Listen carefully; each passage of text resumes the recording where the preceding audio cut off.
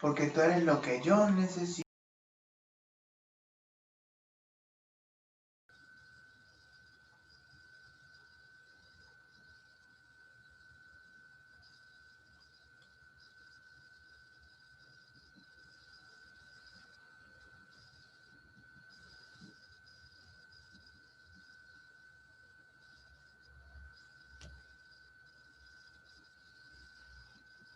Está listo, doctor. ¿Ya? Sí, ya usted es el hospedador. Ah, sí, veo que me salen las personas para aceptar aquí. Ajá. Tú puedes silenciar o puedes aceptar a todo el mundo que necesite. Ah, bueno, listo. Vamos a ver, para comenzar aquí.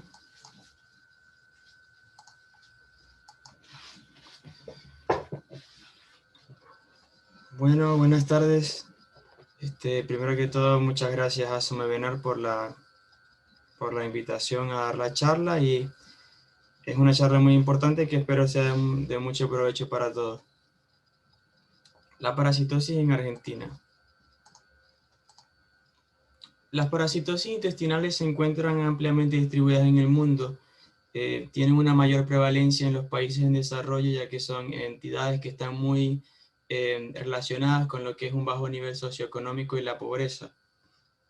Afectan principalmente a los niños, ellos van a ser la población más afectada debido a que están en crecimiento, entonces esto provoca disminución del desarrollo físico y mental.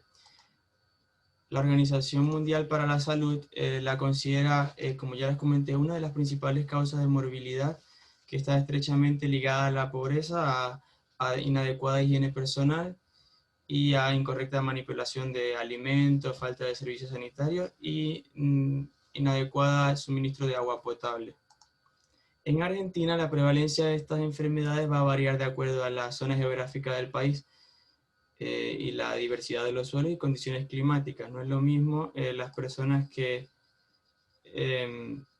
que las poblaciones del norte, las condiciones climáticas y las condiciones climáticas que tenemos en el sur del país o en el centro. Entonces, de acuerdo a esto, va a variar las entidades que se van a encontrar en cada una de estas áreas. Los parásitos son organismos unicelulares o multicelulares que pueden vivir sobre un organismo o dentro de este organismo y a través de esta van a obtener sus nutrientes. Es decir, la persona va a terminar siendo su huésped. Los parásitos los vamos a subdividir en tres grandes grupos: los protozoos o protozoarios, los helmintos y los ectoparásitos. Estos últimos son los que viven sobre una persona, lo que se refería al concepto cuando decía que pueden ser organismos que viven sobre una persona. Estos son los ectoparásitos, ellos pueden vivir sobre la piel o sobre el cuero cabelludo. Como estos tenemos las garrapatas, los piojos, los ácaros que causan como la escabiosis. Pero de esto no vamos a hablar el día de hoy porque nos vamos a centrar principalmente en los protozoos y los helmintos. Los helmintos a su vez se dividen en nematodos y platelmintos, los cuales a su vez en céstodos y tremátodos. Los protozoos son microorganismos unicelulares que pueden multiplicarse en los huéspedes humanos, aumentando su carga parasitaria a tal punto que pueden llegar a causar una infección incontenible. Ellos pueden llegar a ser de vida libre o de naturaleza parasitaria. ¿Qué quiere decir que son de vida libre? Esto nos habla de que ellos pueden llegar a desarrollarse, formar el parásito adulto y estar de generación en generación en el medio ambiente sin necesidad de parasitar a un humano.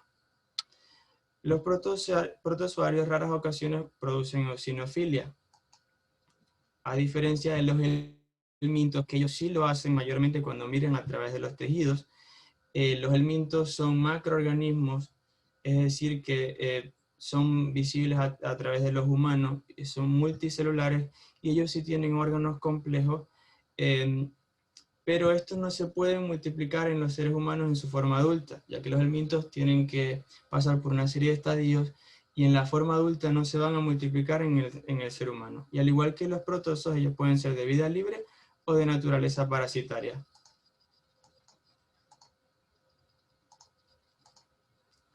Los nematodos son helmínteros cilíndricos no segmentados que tienen una cavidad corporal que los distingue. Ellos pueden llegar a medir desde 1 milímetro hasta 40 centímetros, el más grande registrado. Los platelmintos, que les comenté que se subdividen en dos, tenemos los cestodos, que son gusanos planos multisegmentados que carecen de un tubo digestivo y absorben los nutrientes directamente a través del intestino del huésped. Ellos pueden llegar a medir hasta 40 metros. Los tremátodos, por otra parte, son gusanos igualmente planos, pero ellos son no segmentados. Ellos van a invadir los vasos sanguíneos, pulmones, hígado o el tubo digestivo. Pueden medir desde 1 milímetro hasta 7 centímetros. De los tremátodos no vamos a tocar el tema el día de hoy, ya que son muy poco frecuentes en Argentina. Helminthiasis es una definición muy importante, ya que estas son las helminthiasis transmitidas por el contacto con el suelo. Esto quiere decir que estos parásitos en su ciclo de vida obligatoriamente deben cumplir un estadio donde ellos van a estar sobre la tierra directamente en el suelo para poder madurar y poder continuar su ciclo para ir a infectar a otro huésped. Ellas también se conocen como parásitos intestinales y son las infecciones más comunes a nivel mundial. Entre todas las infecciones, ya sean parasitarias, bacterianas o virales, ellas son las más comunes y, como les comenté, van a afectar a las poblaciones más pobres y vulnerables. Por último, dos conceptos muy importantes que tienden a controversia. Se cree que son sinónimos o que uno está mal escrito o que se usa el otro. La verdad es que sus conceptos se parecen mucho, son casi exactamente iguales, solo cambia una palabra, que la infección es causada por microorganismos, es decir, virus, bacterias y parásitos, en este caso solo los protozoarios, y la infestación es causada por macroorganismos. En su mayoría son visibles a los humanos, y ellos son solo parásitos como los helmintos o los ectoparásitos. Y ahora sí comenzamos con las enfermedades causadas por los protozoos. El primero que tenemos es la yardiasis, también se conoce como enteritis por yardia. El agente etiológico de ella es la Yardia lamblia, también la pueden encontrar como Yardia intestinalis o Yardia duodenalis. Su prevalencia va a ir desde el 1 hasta el 30%. Es la infección por protozoarios más frecuente en Argentina. Se ha descrito principalmente en las provincias de Buenos Aires, Misiones, Salta, Santa Fe y Neuquén. Es de las principales causas de diarrea del viajero y es de los primeros enteropatógenos en afectar a los niños, en especial a los lactantes. Su reservorio es el hombre, animales domésticos como perros o gatos, animales salvajes y el ganado bovino, equino y porcino. Las moscas y las cucarachas no son reservorios de yardias, pero sí pueden funcionar como vector mecánico transmitiendo los quistes en sus patas de un lugar a otro y contaminando alimentos o superficies. ¿Cómo se transmite la yardiasis? Su transmisión es a través de la vía digestiva. La forma evolutiva infectante son los quistes maduros. La infección ocurre porque la persona ingiere quistes que llegaron a contaminar alimentos, aguas humanos o por el contacto directo de persona a persona oral anal. Una vez que la persona ingiere estos quistes en el estómago, por acción de los ácidos gástricos, estos quistes eclosionan, liberando su contenido que luego va a irse a la porción del intestino delgado, en el caso de yardias en el duodeno, donde principalmente va a causar la infección, y ahí se va a reproducir, a formar el parásito adulto, liberando nuevos quistes que van a irse con las heces y continuar el ciclo. Los quistes de yardia pueden permanecer en el ambiente viables hasta aproximadamente 1 o más meses. ¿Cuáles son las manifestaciones clínicas? Tiene un periodo de incubación que puede ir desde 7 hasta 10 días. El 50% de los infectados va a presentar síntomas. Es decir, otro 50% va a ser asintomático, que es un número bastante alto. Estas personas asintomáticas pueden tener la enfermedad hasta por 6 meses, liberando quistes y contagiando el medio ambiente o a otras personas. Las formas intestinales van a cruzar con una diarrea aguda, diarrea persistente, diarrea crónica, con o sin mala absorción.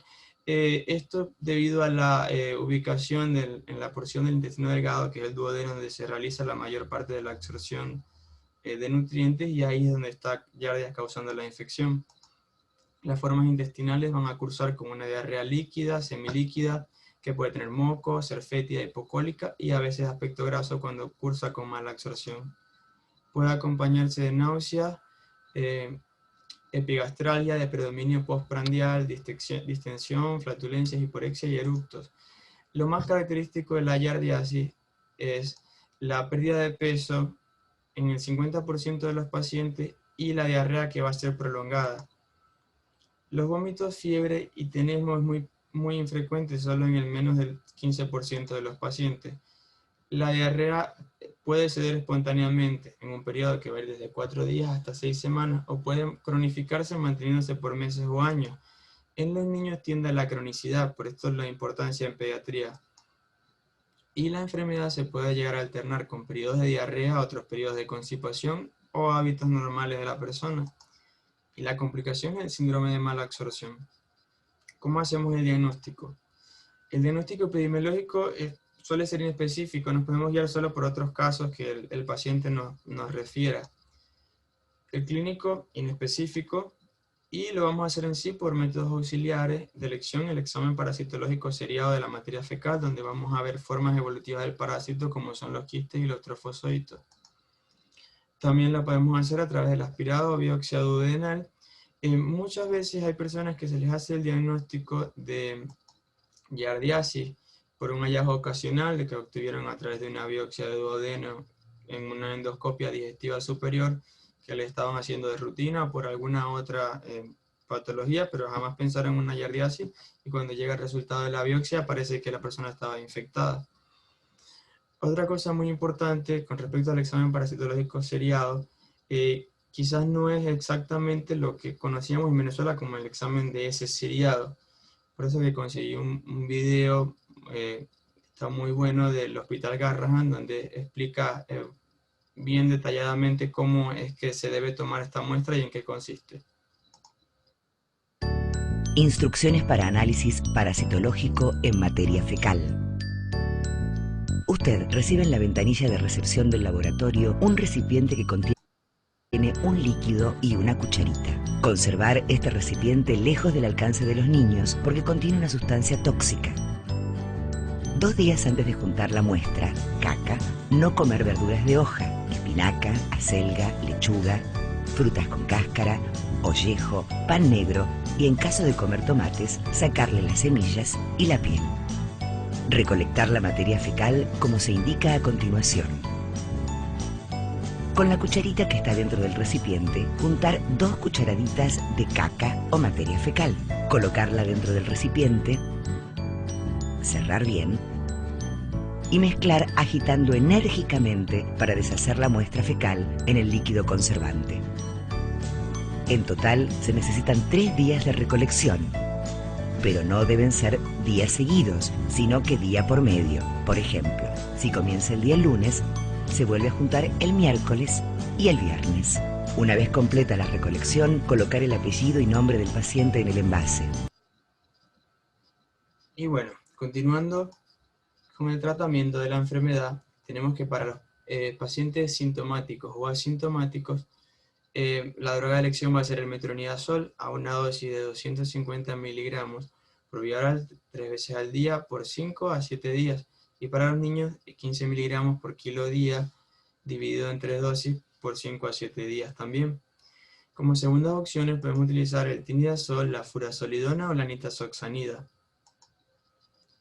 La amibiasis es otra patología muy importante, también se conoce como amibiasis o entamoebosis. El agente etiológico de ella es la entamoeba histolítica, su prevalencia va a ser del 2 hasta el 20%, tiene una distribución universal con predominio en las regiones templadas tropicales o subtropicales. Por eso es que es muy frecuente en Centroamérica y el norte de Sudamérica, donde se encuentra Venezuela. En Argentina está descrita principalmente en las provincias del norte, Misiones, Salta, y también está descrita en la provincia de Santa Fe. Su reservorio es humano exclusivo.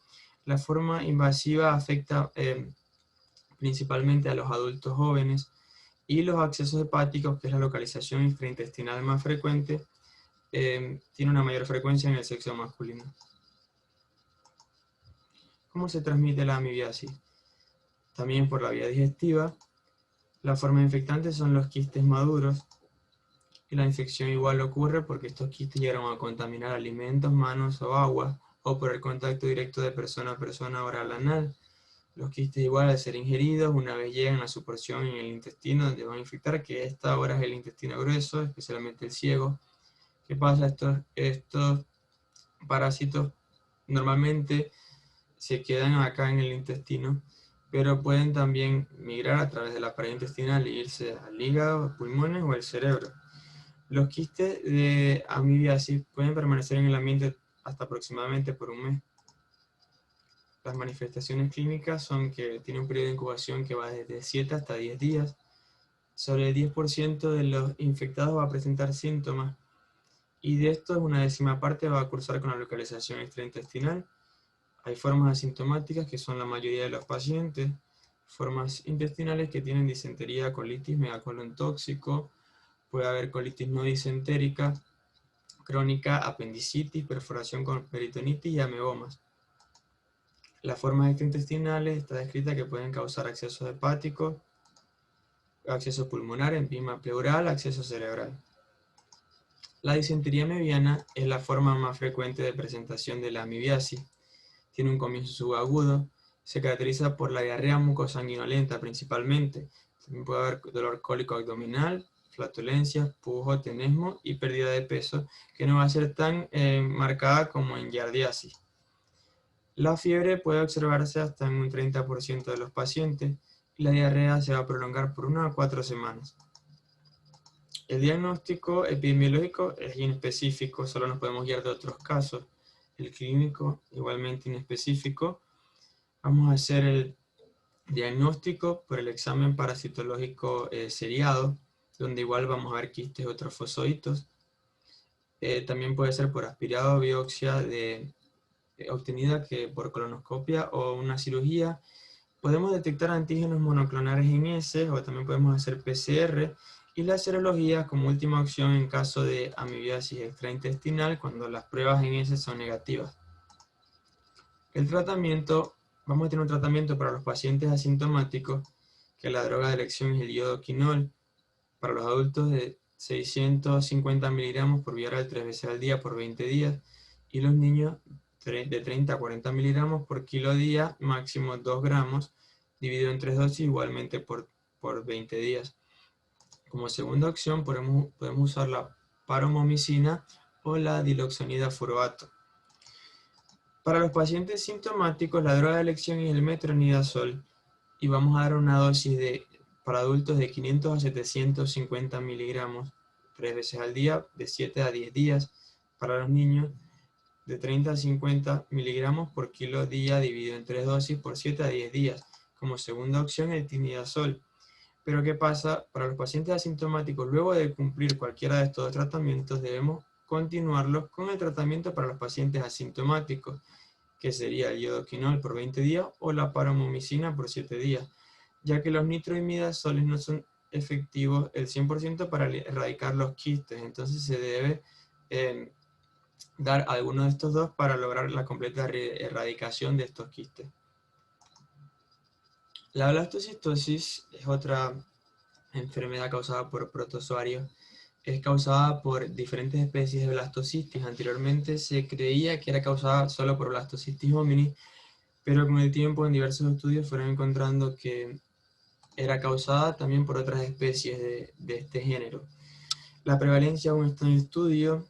Se dice que tiene una distribución universal, pero actualmente se están estudiando hospedadores y subtipos del parásito. En Argentina se ha descrito principalmente en las provincias de Buenos Aires, Misiones, Neuquén, Salta y Santa Fe. Por muchos años se consideró como una levadura, pero con diversos estudios del tiempo ellos fueron observando que no crecía en medios de cultivo y que el tratamiento eficaz era el que se usaba para los protozoarios. Entonces se decidió cambiar la clasificación a un parásito. El reservorio humano exclusivo y animales como los cánidos, cerdos, roedores, primates y aves. Su modo de transmisión es la vía digestiva. El ciclo de blastocistosis no se ha comprendido completamente hasta la actualidad. Se está estudiando aún cuál es la forma evolutiva infectante. La infección ocurre al ingerir formas evolutivas que contaminaron alimentos, aguas humanos. No se sabe si puede haber contacto directo de persona a persona oral anal, ya que no se sabe si las formas evolutivas, quizá han encontrado diversas formas sin saber cuál es la utilidad biológica de cada una, pero no se ha descrito si estas formas son evolutivas inmediatamente al ser expulsadas con las heces o deberían cumplir algún ciclo de maduración en el ambiente. Entonces, de acuerdo a esto, se va a saber si son infectantes inmediatamente o no. No se sabe cuánto tiempo pueden llegar a permanecer en el ambiente. El periodo de incubación se desconoce actualmente. Las formas asintomáticas son la mayoría de los pacientes, y en las formas intestinales está descrita que cursan con diarrea líquida, dolor abdominal, anorexia, fatiga, náuseas y flatulencia. Si llegaron a existir formas extraintestinales, aún se está estudiando mucho este parásito. El diagnóstico epidemiológico es inespecífico, el clínico igualmente es inespecífico. Vamos a hacer el diagnóstico por el examen parasitológico seriado de la materia fecal, donde vamos a observar diferentes formas evolutivas de este parásito. El tratamiento va a ser el mismo tratamiento que se usa para yardiasis, el metronidazol de elección, con la diferencia de que este no se va a dar por 5 a 7 días, sino por 10 días. Igualmente en los niños, por 10 días. Como segundas opciones podemos utilizar la nitazoxanida, el iodoquinol o el trimetoprim sulfametoxazol. La criptosporidiosis es causada por Cryptosporidium parvum. La mayoría de las ocurrencias ocurren en primavera debido al aumento de las precipitaciones y que existan más fuentes de agua que puedan verse contaminadas con este parásito. Su prevalencia va a ser del 3 al 10%, pero en los pacientes inmunocomprometidos se puede elevar hasta un 20 a un 30%, ya que este parásito es más frecuente en pacientes inmunocomprometidos. En Argentina está descrita en Buenos Aires, Misiones y Santa Fe. Es otra de las causas de diarrea del viajero y su reservorio es el hombre, los animales domésticos y el ganado bovino. La vía de transmisión es también digestiva. La forma infectante son los oquistes maduros. Estos oquistes van a contaminar alimentos, aguas humanos, o también se puede transmitir de contacto directo de persona a persona oral anal. Los quistes de criptosporidiosis pueden permanecer viables en el ambiente hasta aproximadamente por 1 o más meses. Las manifestaciones clínicas. Hay un periodo de incubación que va desde 1 hasta 21 días, pero en promedio va a ser 7 días. Hay formas asintomáticas, formas intestinales que va a tener diarrea aguda, diarrea persistente, menos frecuente la diarrea crónica solo en los pacientes inmunocomprometidos. Y hay formas extraintestinales que cursan con pancreatitis aguda, pero en los pacientes inmunocomprometidos específicamente puede llegar a cursar con colecistitis alitiásica, colangitis esclerosante y no esclerosante, estenosis papilar, hepatitis y pancreatitis. La forma intestinal va a ser una diarrea aguda secretora. Hay importante pérdida de electrolitos, dolor abdominal, borborismos, náuseas, vómitos, hiporexia y pérdida de peso. Las heces son líquidas abundantes, en promedio de 6 por día. En las personas inmunocompetentes la enfermedad suele autolimitarse de 3 hasta 27 días, pero en los inmunocomprometidos va a durar más de un mes, puede llevar hasta la caquexia y a la muerte. El diagnóstico, por epidemiología nos podemos guiar a los hábitos del huésped, el contacto con animales o aguas, o viajes a zonas endémicas. El clínico, inespecífico, igualmente solo nos podemos orientar por las características de las deposiciones, pero sigue siendo inespecífico. En sí vamos a utilizar el examen parasitológico seriado, donde vamos a observar los oquistes. La criptosporidiosis no tiene un tratamiento específico hasta la actualidad. Hay diferentes estudios en algunos países donde utilizan la nitazoxanida, han encontrado respuesta utilizándola, pero no es nada efectivo del 100%. En otros han utilizado los macrólidos como la espiromicina, citromicina o roxitromicina, claritromicina. Pero no es nada como que 100% sí vamos a usar eso. Lo que sí hay que hacer es el tratamiento antirretroviral, como la mayoría de los pacientes con criptosporidiosis son pacientes con VIH, se debe ajustar o iniciar el tratamiento. La ciclosporosis también se conoce como diarrea por ciclospora o ciclosporiasis. El agente etiológico es Cyclospora cayetanensis. es otro parásito principalmente en pacientes inmunocomprometidos con VIH. La prevalencia es del 1 al 18% y en los inmunocomprometidos es de 11%. Es frecuente en regiones tropicales y subtropicales. En Argentina está descrita principalmente en la provincia de Misiones y su reservorio aún está en estudio. El método de transmisión es la vía digestiva. La forma infectante son los oocistos esporulados. La infección ocurre por contaminación fecal de agua y alimentos. En ciclosporosis no tenemos transmisión directa de persona a persona, ya que estos oocistos deben esporular en el medio ambiente, es decir, madurar en menos de 48 horas, pero no son infectantes una vez al ser expulsados con las heces. El periodo de incubación de ciclosporosis es de 1 a 7 días. Hay formas asintomáticas, formas intestinales que pueden cursar con diarrea persistente y diarrea crónica, formas extraintestinales que van a cursar con pancreatitis aguda, síndrome de Guillain-Barré y síndrome de Reiter. Y especialmente en los pacientes inmunocomprometidos puede haber colecistitis alitiásica y colangitis esclerosante. Las formas intestinales tienen un inicio brusco, hay una diarrea acuosa con más de 6 evacuaciones por día. Puede haber náuseas, vómitos, hiporexia, flatulencia, dolor cólico, distensión abdominal, mialgias y pérdida de peso. Puede cursar o no con fiebre y como vemos el tiempo de duración es muy prolongado, pero desde 9 hasta 43 días. El diagnóstico epidemiológico lo hacemos a través de la procedencia de países en desarrollo, por los alimentos que haya ingerido u otros casos de la enfermedad. El diagnóstico clínico solo nos podemos guiar de que sea una diarrea duradera. Y por métodos auxiliares, ciclosporosis tiene una particularidad que sus oocistos son autofluorescentes sin ningún método de coloración. De elección, el examen parasitológico seriado de materia fecal o el aspirado duodenal. El tratamiento va a ser el trimetoprim sulfametoxazol a una dosis para los adultos de 160 a 800 miligramos en vía oral 2 veces al día por 7 a 10 días. Para los niños de 5 a 10 o 25 a 50 miligramos por kilo día dividido en 2 dosis por 7 a 10 días igualmente. Esto para los pacientes inmunocompetentes. Para los pacientes con VIH utilizamos la misma dosis de trimetoprim sulfametoxazol, pero doblamos la frecuencia hasta 4 veces al día y la damos por 3 a 4 semanas. Y debemos iniciar o ajustar el tratamiento antirretroviral en estos pacientes. Y el último parásito, el último protozoario, es la isosporosis.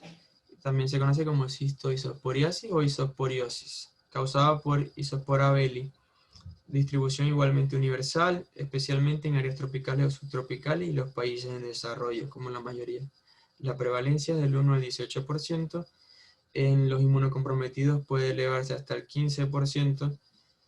En Argentina está descrita en la provincia de Buenos Aires y su reservorio aún está en estudio. Isosporosis se transmite a través de la vía digestiva. La forma infectante son los oquistes maduros con esporozoitos en su interior. La infección ocurre al ingerir estos oquistes que llegan a contaminar aguas, alimentos humanos.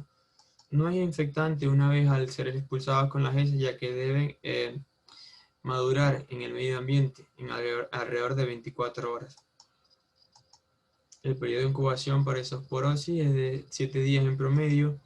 Hay formas asintomáticas y formas intestinales que cursan con diarrea persistente y diarrea crónica. Formas extraintestinales solo descritas en inmunocomprometidos que cursan con pancreatitis, colecistitis alitiásica y colangitis esclerosante. Las formas intestinales... ¿Sí? Hola. ¿Perdón? Creo que alguien abrió un... Sí, parece. ¿Y cómo se cayó? Apaga el micrófono de la doctora. No, pero es que ella no aprende. Ya va. Sí, es que estoy buscando lo de apagar el micrófono, pero no. Mira por aquí el pin. Te pones arriba, donde ves la barra verde, que dice dejar de compartir. Si subes un poco más, te va a bajar una barra accesoria. Ahí vas a ver un botón que dice participante. Donde dice Pero ahí está participante, teniendo Mario, ajá, Ya me lo- visto cuántas veces. Ya lo vi. Listo. Gracias. Las formas intestinales bueno, se caracterizan por diarrea, dolor abdominal, cagar febrícula, pérdida de peso, deshidratación y puede observarse eosinofilia en algunos pacientes. En las personas inmunocompetentes puede haber una diarrea intensa con 6 a 10 deposiciones acuosas al día, acompañadas de mala absorción. Clínicamente la enfermedad no se puede distinguir de giardiasis o criptosporidiasis, que se asemejan mucho. La enfermedad suele autolimitarse en 2 a 3 semanas. El diagnóstico lo vamos a hacer por epidemiología, igual procedencia de países en desarrollo, áreas tropicales o subtropicales u otros casos que conozcan de la enfermedad. El diagnóstico clínico, una enfermedad diarreica duradera que se autolimita. Por métodos auxiliares, el examen parasitológico debe ser al fresco o seriado. Isosporosis tiene una particularidad que se observa en los cristales de Charcot-Leyden, que esto se debe a la degradación de los eosinófilos. Se puede utilizar también el aspirado biopsia de duodeno y en el hemograma podemos llegar a observar eosinofilia. El tratamiento para la isosporosis es el trimetoprim-sulfametoxazol, la dosis de 160 a 800 miligramos por vía oral, 2 veces al día, de 7 a 10 días, y para los niños de 5 a 10 miligramos, de 25 a 50 miligramos por kilo día, dividido en 2 dosis por 7 a 10 días igualmente. También se puede utilizar la ciprofloxacina, pero tiene menor efectividad que el trimetoprim-sulfametoxazol, a dosis de 500 miligramos, vía oral, 2 veces al día por 7 días. Para los pacientes con VIH, utilizamos también el trimetoprim-sulfametoxazol, pero lo vamos a dar 4 veces al día, la misma dosis que en los pacientes inmunocompetentes, y lo vamos a prolongar por 3 a 4 semanas. Y debemos iniciar o ajustar el tratamiento antirretroviral. Bueno, los dejo con la doctora Raiza Rincón, que les va a hablar de la otra parte de la helmintiasis en Argentina.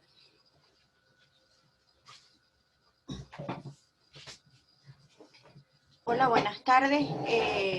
Bueno, continuando con las parasitosis, de pronto el material resulta un poco extenso, pero tratamos de hacerlo lo más sencillo posible y manejar un material que nos sirva después para una guía a todos estos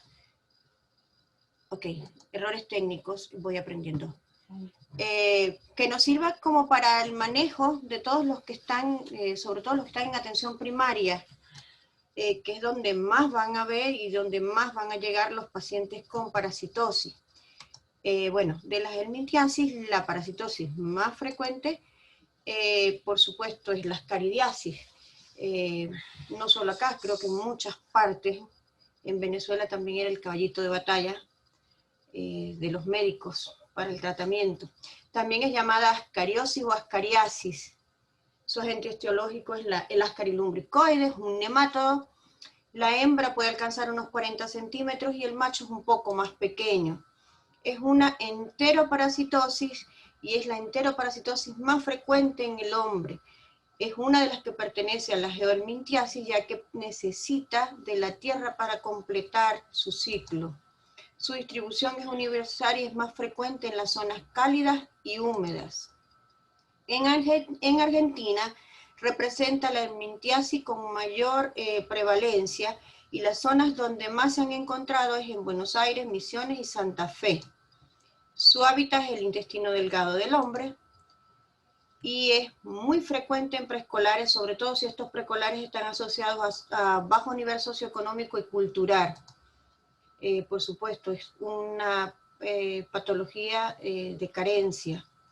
El reservorio es el humano exclusivamente, y la Organización Mundial de la Salud estima que cada año se observa 1 millón de casos y que de este 1 millón de casos unos 20.000 fallecen por ascaridiasis.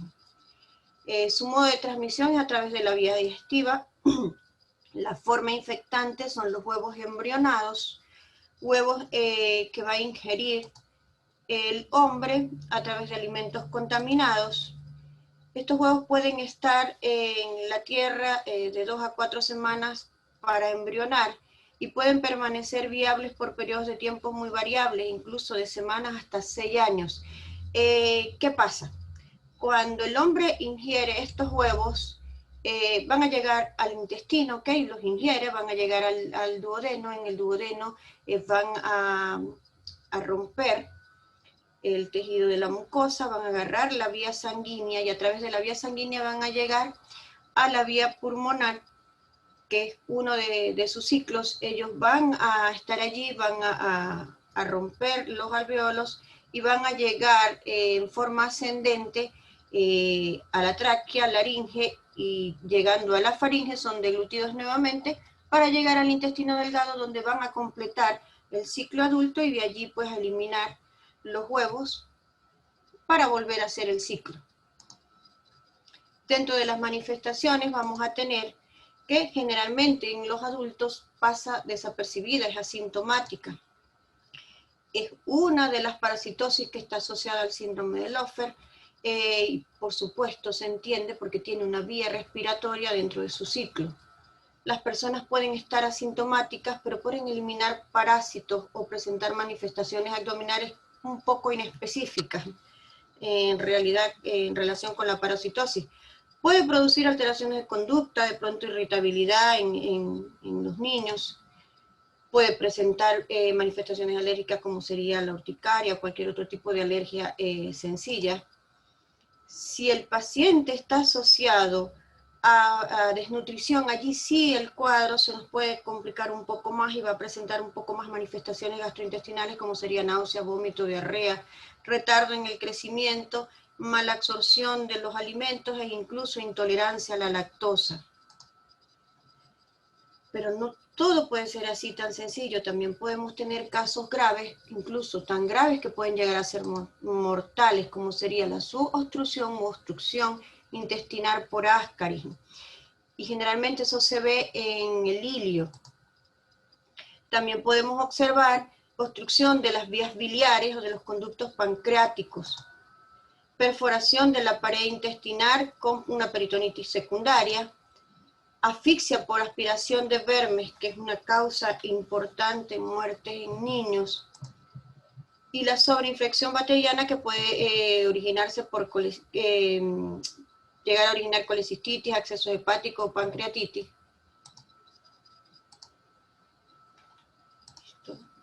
¿Cómo vamos a hacer el diagnóstico? Por supuesto, y en la parte epidemiológica es importante, el hábito que tengan las personas de defecar, la manipulación de todo lo que es el ambiente, los alimentos, que haya parasitosis en la misma casa, en los contactos de ese paciente. El diagnóstico clínico pues es inespecífico. Si vemos que un gran porcentaje de los pacientes, sobre todo los adultos, son asintomáticos, pues no vamos a tener una clínica para poder hacer un diagnóstico. La identificación del parásito eliminado, pues creo que no sé la edad de todos los que están conectados, pero si han llegado a trabajar en comunidades, a unos cuantos, por lo menos a mí me ha tocado, que me lleven un parásito en el frasquito de compota o en el frasquito de salsa. Doctora, vengo a la consulta porque mi hijo botó esto, con el parásito allí moviéndose. Entonces creo que eso no tiene discusión a la hora de hacer el diagnóstico. Otra forma de hacer el diagnóstico es por métodos auxiliares, con el examen parasitológico seriado, que ya fue muy bien explicado, la identificación de las larvas en el esputo o en el contenido gástrico, estudios auxiliares como la radiografía o la ultrasonografía para detectar las complicaciones. ¿Qué le vamos a dar de tratamiento a estos pacientes? Okay. En la Argentina, el tratamiento de primera elección es el mebendazol, con una dosis para adulto y niño igual, 100 miligramos 2 veces al día por 3 días o una dosis de 500 miligramos como dosis única. Otras opciones que podemos tener es el albendazol, palmoato de pirantel. El albendazol, la dosis tradicional de 400 miligramos como dosis única, y el palmoato de pirantel, igual para niños y adultos, una dosis de 10 miligramos por kilo por día, con una dosis máxima de 1 gramo, y es una sola dosis. Otros tratamientos sería el flubendazol, tiabendazol y la ivermectina. Eso sería el tratamiento normal, pero si ya estamos ante una subobstrucción o una obstrucción intestinal y que no amerite una cirugía en el momento, entonces vamos a tener medidas generales, como sería la colocación de sonda nasogástrica, administración de vaselina o aceite mineral, un adecuado manejo hidroelectrolítico para que el paciente se mantenga estable, y se debe administrar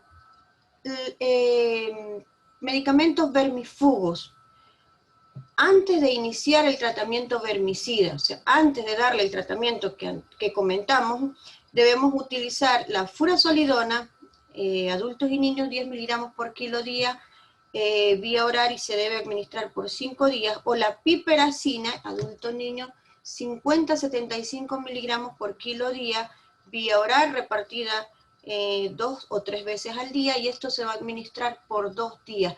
Luego que se haya cumplido este tratamiento, entonces sí le vamos a dar el mebendazol, el albendazol o el palmoato de pirantel, para terminar de matar los vermes y de esa forma pues curar al paciente. Otra de las helmintiasis, que es muy frecuente acá en la Argentina, es la toxocariasis.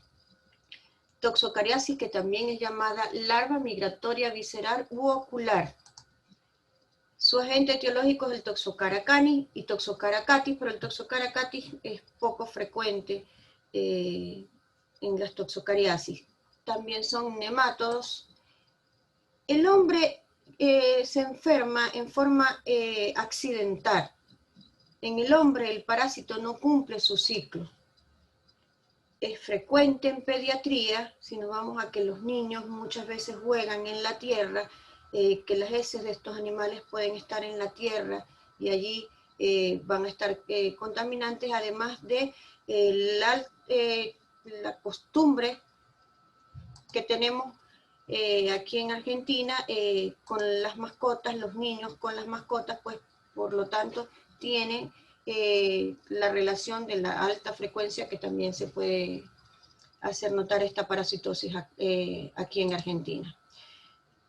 Vive en los diferentes tejidos donde se aloje en el hombre, y dentro de su ciclo biológico vamos a tener que se transmite a través de la vía digestiva. La forma infectante son los huevos embrionados. La infección ocurre porque accidentalmente pues el hombre va a ingerir estos huevos. Sí, bueno.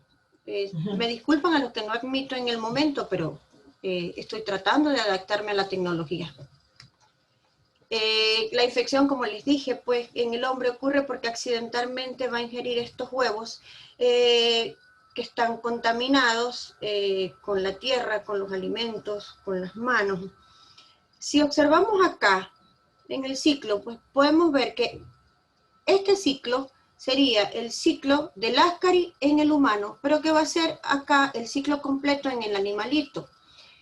Este animal va a eliminar los huevos y el hombre puede ingerirlos accidentalmente por la manipulación, o puede ingerirlos porque tenga huéspedes de transferencia, como sería conejos y patos, y a través de la ingestión de estos animales mal cocidos pueda también contaminarse y por lo tanto presentar la infestación.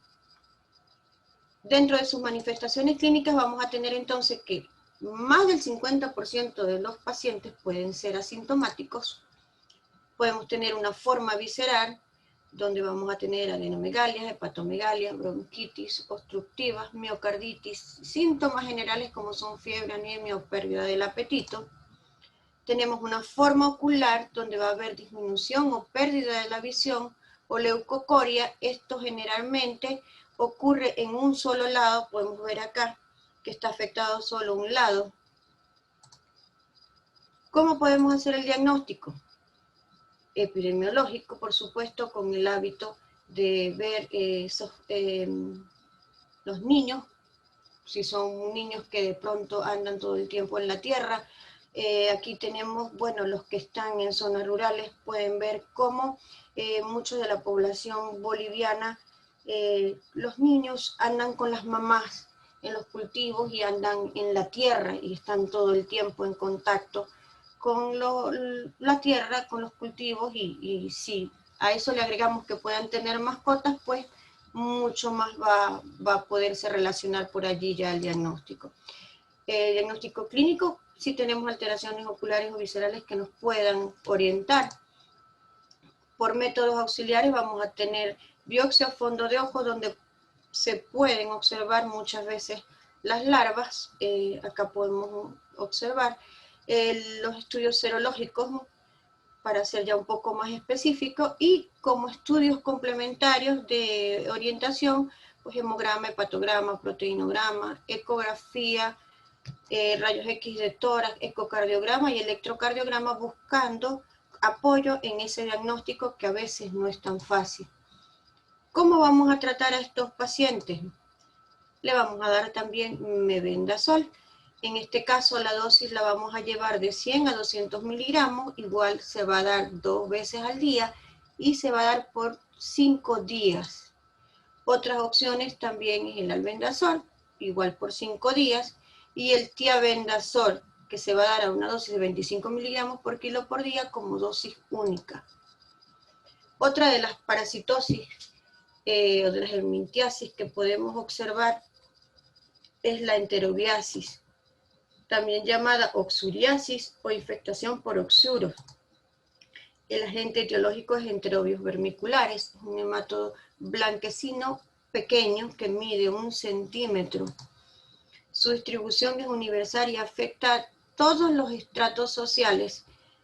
Puede causar epidemias familiares e incluso es muy frecuente en colegios y guarderías, bueno, por la relación propia de cómo están los niños, sobre todo en las guarderías, que los niños muchas veces están todos en contacto. En Argentina, los sitios donde se han observado este tipo de parasitosis es Buenos Aires, Misiones, Salta y Neuquén. Vive en el intestino grueso, en especial en el ciego del humano, y su reservorio es el hombre. ¿Cómo se transmite? Se transmite igual por vía digestiva. La forma infectante es el huevo embrionado. La infestación ocurre por la ingestión de estos huevos a través de los fomites o alimentos o por contacto directo de persona a persona, oral anal. Los huevos pueden sobrevivir en los fomites hasta 3 semanas si consiguen un ambiente adecuado y una temperatura adecuada. Es importante saber que el huevo llega al intestino delgado, allí se libera, se trasladan luego al ciego donde se terminan de formar los adultos, y la hembra va a tratar de bajar un poco más y llegar a los márgenes del ano, que es donde va a depositar todos los huevos, y por eso es que hay un método diagnóstico relacionado con este ciclo.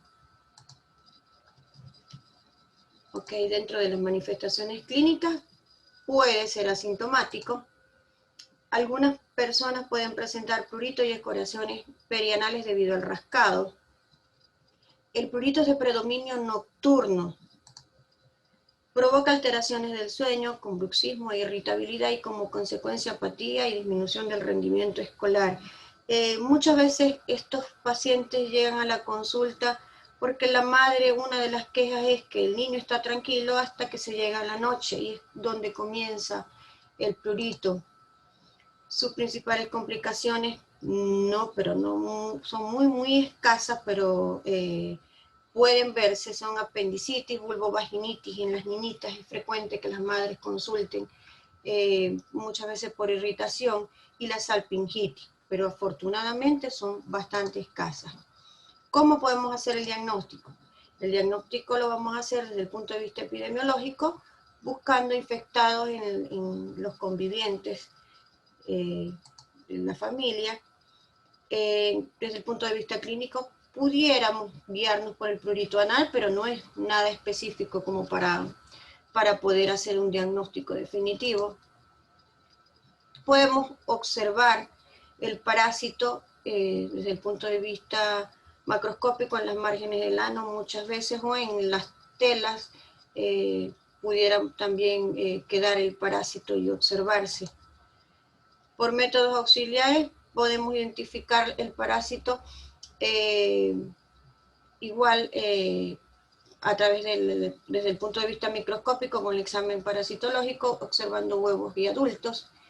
Y uno de los estudios que se realiza específicamente, o no es el único, pero sí tiene de mucha utilidad en enterobiasis, es el test de Graham o escobillado anal. Hay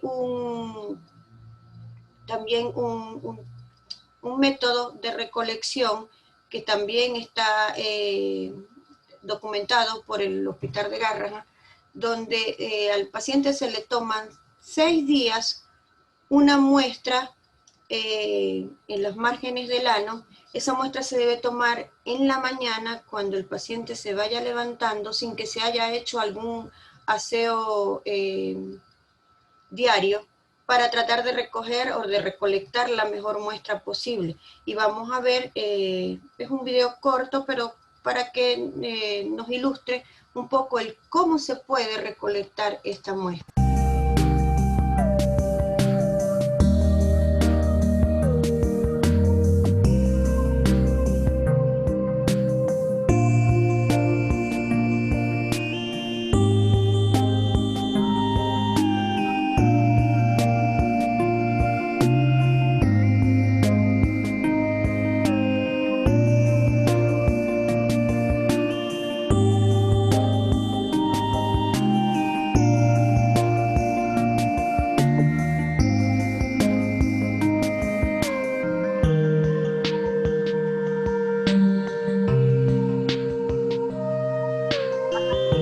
Vamos a recolectar toda la muestra con la mejor muestra posible.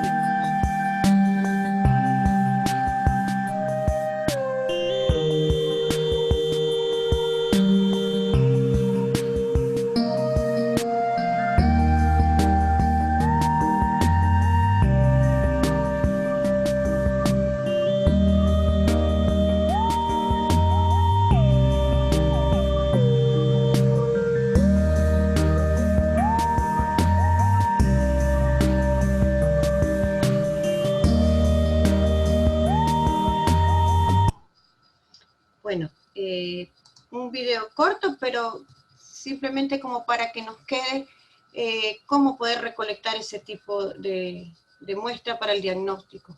¿Cómo vamos a tratar este tipo de parasitosis? Lo vamos a tratar con mebendazol, con una dosis de 100 miligramos como dosis única, o con pamoato de pirantera, 11 miligramos por kilo por día, o con albendazol, 400 miligramos también como dosis única. Este tratamiento debemos tratar de repetirlo a las 2 semanas como una manera de asegurarnos que vamos a acabar con esos vermes y vamos a curar al paciente. Otra de las parasitosis que también tenemos en la Argentina es la estrongiloidiasis, también llamada estrongiloidosis o infección por estrongiloides. Su agente etiológico es el Strongyloides tecoralis, un nemátodo.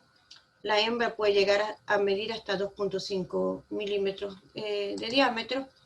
Predomina en las zonas tropicales con suelos ricos en materias orgánicas. Es una geormintiasis, lo que quiere decir que necesita de la tierra para poder completar su ciclo. En Argentina, los sitios donde se ha observado es en Buenos Aires, Misiones, Salta y Santa Fe. El hábitat es el intestino delgado del hombre. Es frecuente en pacientes inmunocomprometidos. Su modo de transmisión es por vía percutánea. La forma infectante es la larva filariforme. El hombre adquiere esta infestación a través de la piel, y acá lo podemos observar cómo la larva ingresa a la piel del humano. Las larvas no infectantes son eliminadas con las heces, que pocos días después se van a convertir en larvas infectantes. Acá tenemos cómo son eliminados los huevos. Esta es la larva no infectante y cómo en pocos días se convierte en larva infectante. Las larvas también pueden quedar en el suelo, pueden quedar en la tierra y pueden volverse adultos y hacer ciclos continuos y pasar mucho tiempo hasta que alguna de estas larvas pueda infectar al hombre. O sea, pueden vivir en la tierra por mucho tiempo. Podemos también tener una autoinfectación, y esto es lo que nos va a hacer ver como que la clínica un poco más severa. Mientras más parasitosis podamos tener, pues más severa va a ser la clínica.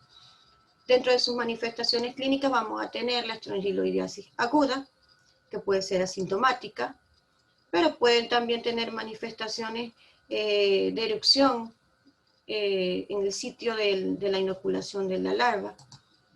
Puede también ocasionar el síndrome de Lofer, porque cuando la larva entra en su ciclo biológico, cuando entra también toma la vía sanguínea, llega a la vía respiratoria, y para ingresar al intestino lo hace también deglutiéndose por la faringe, y por supuesto también va a ocasionar entonces alteraciones respiratorias y está entre los asociados al síndrome de Lofer. La larva y los adultos en el tubo digestivo pueden causar dolor abdominal, diarrea y anorexia, como algunas de las manifestaciones gastrointestinales que pueden tener. Acá podemos ver cómo se pueden observar las lesiones. Podemos también tener una estrongiloidiasis crónica, que también puede pasar desapercibida y ser asintomática. Puede persistir durante años debido a la autoinfección, que lo vimos en el ciclo evolutivo. Puede presentar síntomas gastrointestinales pulmonares o cutáneos. Las molestias gastrointestinales pueden incluir dolor abdominal, diarrea y estreñimiento. Puede alternar entre diarrea y estreñimiento. Y en casos raros pudiera ocurrir una hemorragia digestiva franca. Los síntomas pueden llegar a imitar una colitis ulcerosa, una mala absorción crónica o una obstrucción intestinal. También tenemos dentro de sus manifestaciones la larva curren o infección salpinginosa.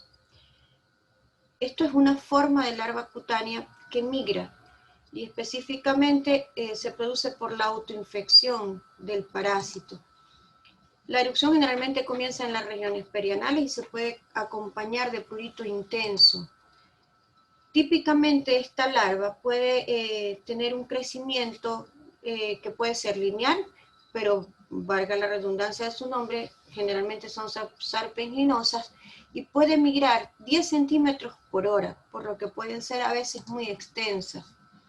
También puede identificarse erupciones maculopapulares, urticarianas, pero son bastante inespecíficas las lesiones. También vamos a tener en este tipo de parasitosis complicaciones, y las complicaciones van a depender de esa hiperinfección, de ese síndrome de hiperinfección que se produce cuando hay mucha parasitosis. Los síntomas pueden ser gastrointestinales, pulmonares, y pueden ser bastante importantes de acuerdo a la cantidad de parásitos que tengan. Puede también desarrollarse una bacteriemia, debido a que las larvas pueden invadir el intestino o los pulmones. Y en el sistema nervioso pueden causar meningitis, accesos encefálicos e invasión generalizada. Todo eso por la gran cantidad de vermes que se encuentran. ¿Cómo podemos hacer el diagnóstico de este tipo de parasitosis? Desde el punto de vista epidemiológico, pues personas que tengan el hábito de caminar sin calzado. Desde el punto de vista clínico, las lesiones cutáneas, que si bien no es un diagnóstico específico, porque pueden ser por otras causas, pero pueden orientarnos. Por métodos auxiliares vamos a hacerle el examen parasitológico seriado, aspirado o biopsia duodenal, y el lavado bronquial, que puede ser esputo u otros líquidos corporales en el caso de síndrome de hiperinfección. Como estudio serológico vamos a tener el ELISA. ¿Cómo vamos a tratar estas parasitosis? El tratamiento de elección para este tipo de parasitosis es la ivermectina, con una dosis para adultos y niños de 200 microgramos por kilo por día, que se le va a dar 2 días seguidos. Otros tratamientos serían el albendazol o el tiabendazol. Otra de las parasitosis que también se ven en la Argentina son las tricuriasis o tricocefalosis o tricocefaliasis, como también se les denomina. Su agente etiológico es el trichura, que es un nemátodo de 25 a 50 milímetros, que tiene una morfología bastante peculiar y por lo que se le denomina lombriz tipo látigo. Y podemos ver acá cómo de verdad pues parece un látigo. Su distribución es universal, es una parasitosis de zonas tropicales y templadas. Es igualmente una geohermintiasis que necesita tener parte de su ciclo en la tierra. En Argentina, los sitios donde se ha observado tricocefalosis es en Buenos Aires, Misiones, Salta y Santa Fe. ¿Dónde vive el tricocéfalo? Vive en el intestino grueso, específicamente en el ciego. Podemos también observar que se encuentra en ilioterminal, en colon y apéndice, pero con menor frecuencia. Su reservorio es el hombre. Se transmite a través de la vía digestiva por la ingestión de la forma infectante, que es el huevo embrionado. La infección va a ocurrir por la ingestión de estos huevos. Se observa mucho en aquellos pacientes, niños o adultos que tengan hábito de pica o que consuman alimentos contaminados con estos huevos. Ellos pueden sobrevivir en los fomites hasta 3 semanas si la temperatura del ambiente es adecuada para que ellos maduren. Y en el agua pueden sobrevivir y madurar de 7 a 14 días. Pueden permanecer vivos por periodos hasta de 5 años. ¿Qué vamos a observar desde el punto de vista clínico en la tricocefalosis? Bueno, esto va a estar relacionado con la cantidad de parásitos que tengan. Mientras más parásitos haya, más notables van a ser las manifestaciones clínicas. Cuando hay una gran cantidad de parásitos invadiendo, pues entonces vamos a observar que puede haber diarrea sanguinolenta, puede haber dolor abdominal, puede haber pujo, tenesmo y prolaxo rectal. El prolaxo se ve también frecuente cuando hay muchos parásitos y porque este tipo de parasitosis tiende también a bajar un poco en la parte de ciego y por lo tanto debilita también los tejidos. ¿Cómo vamos a hacer el diagnóstico?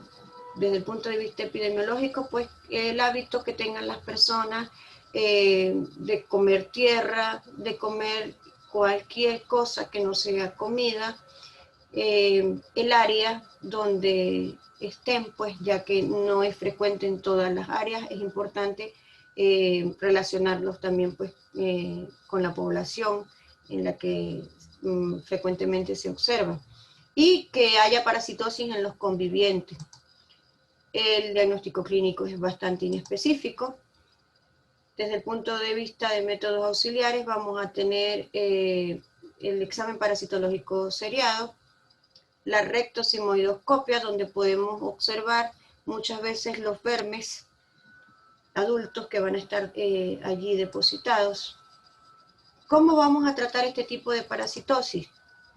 El tratamiento de elección o de primera línea es el mebendazol, adultos y niños, con una dosis de 100 miligramos 2 veces al día por 3 días. Otros tratamientos pueden ser el albendazol y la ivermectina, pero de elección el mebendazol. Uncinariasis es otra de las parasitosis que podemos observar acá en la Argentina. Son también llamadas anquilostomiasis. Su agente etiológico es el Ancylostoma duodenale y Necator americano. Son también nemátodos.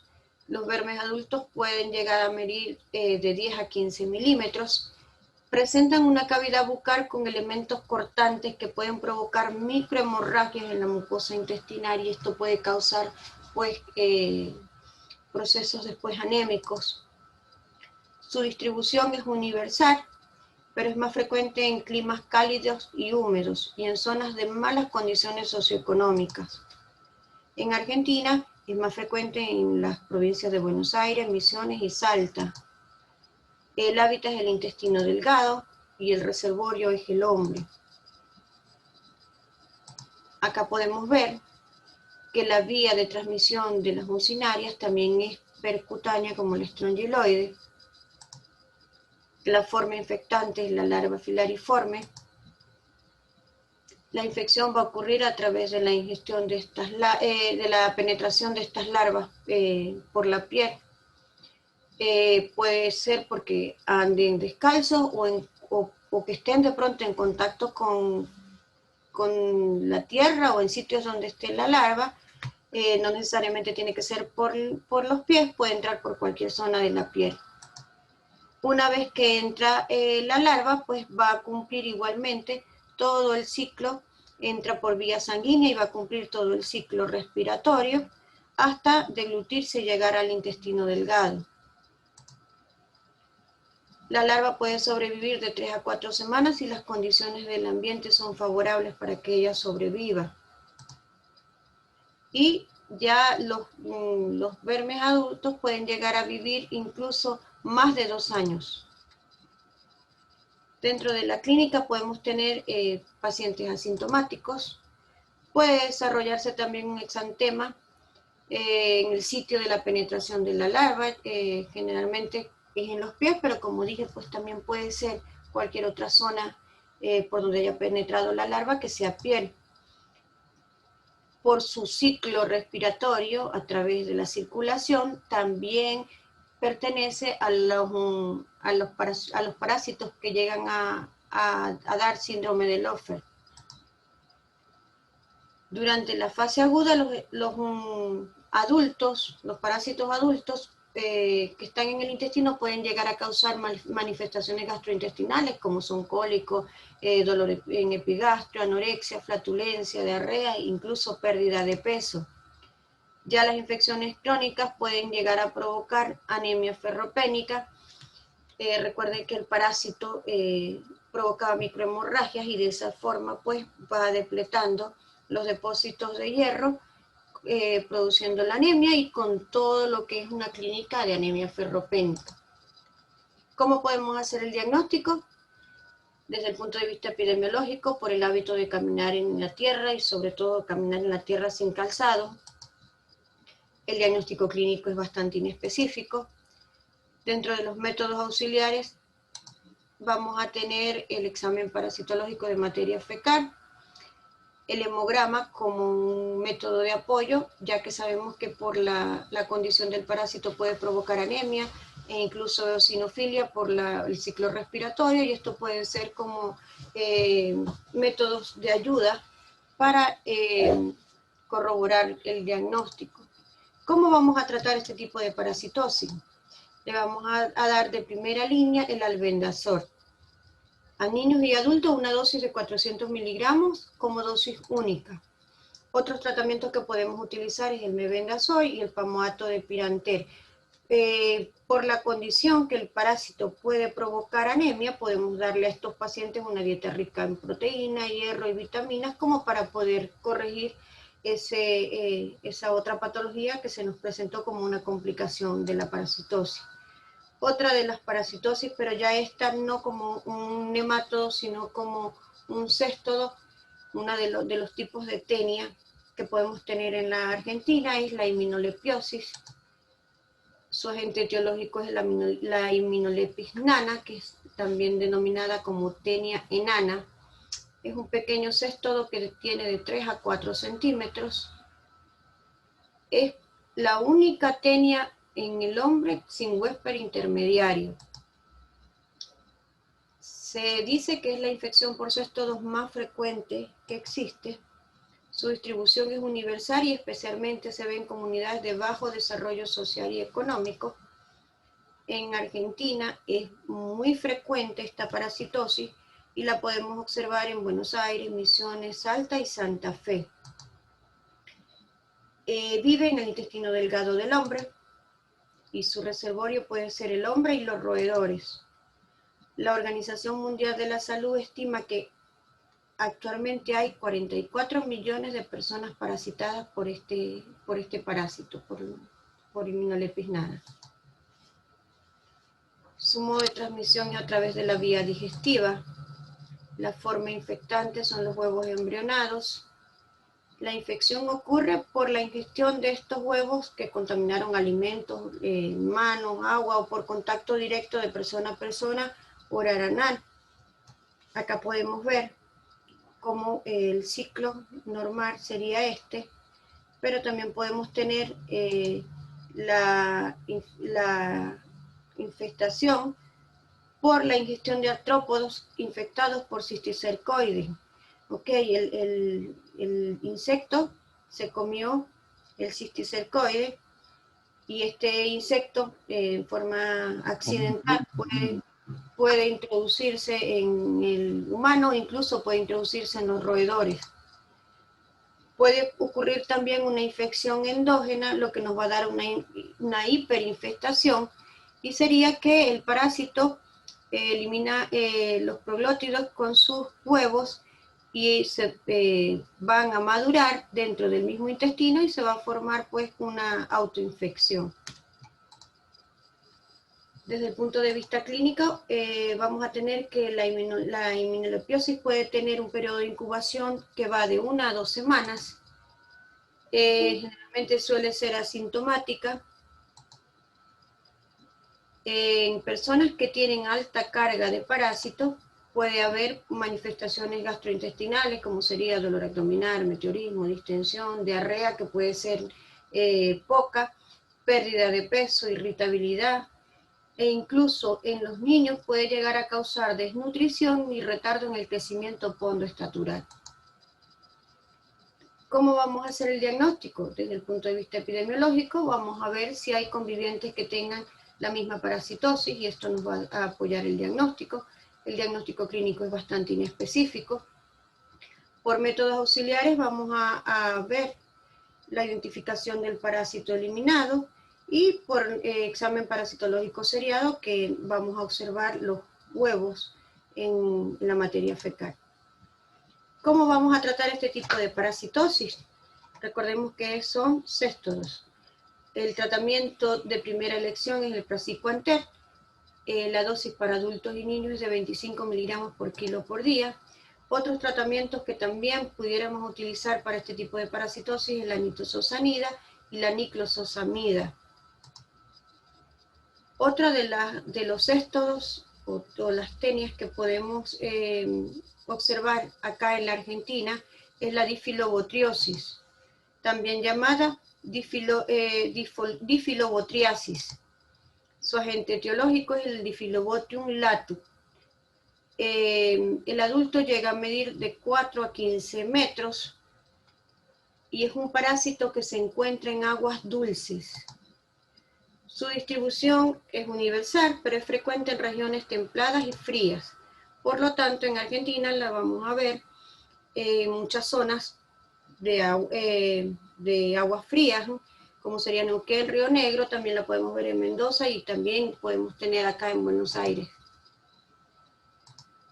Vive en el intestino delgado y como reservorio está el hombre, pero también podemos tener otros mamíferos como zorros, perros, cerdos y lobos. Su modo de transmisión es a través de la vía digestiva. La forma infectante es la larva. Esta infección ocurre cuando el hombre ingiere peces que están infectados porque se han comido los pececitos que tenían esas larvas y se los come mal cocidos, ahumados o crudos, como tienen pues algunas personas hábito de comérselos. Las larvas pueden vivir durante años en las vísceras y en los músculos de esos peces que están infectados, por lo tanto pues pueden transmitir el ciclo. ¿Qué manifestaciones o cómo va a ser la clínica de este tipo de parasitosis? Pueden haber casos asintomáticos, pero en el intestino del humano, el parásito ejerce una acción tóxico-alérgica o expoliatriz. ¿Qué significa esto? Que nos quita o nos va disminuyendo la vitamina B12. Como consecuencia vamos a tener una anemia megaloblástica con toda la clínica que puede dar este tipo de anemia.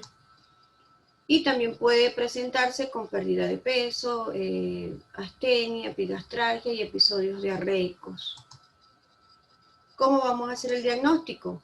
Bueno, primero interrogar si esas personas tienen hábito de ir de pesca a lagos o consumen peces de aguas dulces insuficientemente cocidos o crudos o ahumados. Desde el punto de vista clínico, el diagnóstico es inespecífico. Por métodos auxiliares vamos a tener examen parasitológico de materia fecal y el hemograma como un método diagnóstico complementario, ya que también vamos a observar en este caso anemia. ¿Qué tratamiento le vamos a dar a este tipo de parasitosis? Es una teniasis, entonces el tratamiento de primera elección es el praziquantel. Para adultos y niños vamos a tener una dosis de 20 miligramos por kilo como dosis única. Otras opciones de tratamiento sería la niclosamida. Como último ya parásito perteneciente a los cestos tenemos las teniasis y cisticercosis. Las teniasis y cisticercosis acá en la Argentina son poco frecuentes, sí se ven casos pero muy pocos. Aparentemente pues los controles en cuanto a los mataderos y al consumo de los alimentos es bastante seguro y eso bueno trae como beneficio que se vean muy pocos casos de este tipo. No así en nuestro país de origen, donde sí era muy frecuente observar este tipo de parasitosis e incluso más que las teniasis, la cisticercosis, porque ya lo que nos llegaban era pues las complicaciones. Como agente etiológico tenemos en las teniasis la tenia solium y la tenia saginata, que son cestos que pueden llegar a medir de 3 a 10 metros de longitud. En la cisticercosis tenemos solamente como agente etiológico la tenia solium, ya que la tenia saginata no cumple ese criterio. Es una parasitosis conocida desde hace mucho, pero mucho tiempo. Su distribución es universal, aunque su incidencia va a estar relacionada con los hábitos que tengan las personas, con la cultura, con la religión y con el lugar donde haya como que mayor prevalencia. Acá en Argentina se han observado casos, pero muy pocos en la provincia de Buenos Aires. El hábitat del parásito es el intestino delgado del hombre. El reservorio para la tenia saginata es el ganado bovino y para la tenia solium es el ganado porcino. ¿Cómo se transmite la tenia? Cuando estamos hablando de vías de transmisión, pues la vía es digestiva. Si estamos hablando de la teniasis, ocurre por la ingestión de carne bovina o porcina que esté mal cocida o cruda y que contiene la forma larvaria. Okay. En el animal está ese tipo de larvas enquistadas en sus tejidos. El humano lo ingiere y por lo tanto va a tener una teniasis. Pero si ya cuando hablamos de la cisticercosis ocurre porque el humano no ingirió esa carne que estaba mal cocida, sino que ya ingirió pues la forma quística como tal. Ingirió los huevos, perdón, ya propiamente que iban con los proglótides. Entonces, ¿qué clínica vamos a tener si tenemos una teniasis? La teniasis generalmente suele ser asintomática. Puede haber manifestaciones digestivas bastante inespecíficas, puede haber falta de apetito, dolor abdominal, flatulencias y alteraciones en el tránsito intestinal. Puede haber pérdida de peso, puede haber algunas alteraciones nerviosas. Es muy, pero muy frecuente el prurito anal. Y pueden haber también síntomas alérgicos. ¿Cuáles serían las manifestaciones de una cisticercosis? Las manifestaciones de la cisticercosis va a depender de si el quiste está activo o el quiste está muerto, de la respuesta inmunológica que tenga el paciente, del número de cisticercos que tenga el paciente, si es único, si son muchos los que están infectando, y qué localización tenga, pues no todas las localizaciones son de tanto riesgo como algunas si lo llegan a hacer. El periodo de incubación puede llegar incluso hasta de 3 años y medio. Las localizaciones más frecuentes son espacios aracnoideos. Ojo, acá podemos ver cómo está el cisticerco, músculo, tejido celular subcutáneo, corazón, y acá podemos ver cómo están las lesiones. Y una de las más importantes, que es la neurocisticercosis, que podemos ver cómo acá tenemos una lesión única, donde está el parásito enquistado. En este caso no hay edema. Podemos ver acá que no es una, sino múltiples quistes que están infectando pues este cerebro, y de acuerdo a eso va a ser la clínica. Podemos tener incluso pacientes que toda la vida hayan sido asintomáticos, y porque presentaron una crisis convulsiva o porque presentaron de pronto un deterioro, una hemiparesia o algún síntoma neurológico, al hacerle una imagen se consigue esto, y resulta que pues viene el antecedente de 3 o 4 años con cría de ganado porcino, y es por allí pues por donde está el antecedente de esa infestación. ¿Cómo vamos a hacer el diagnóstico?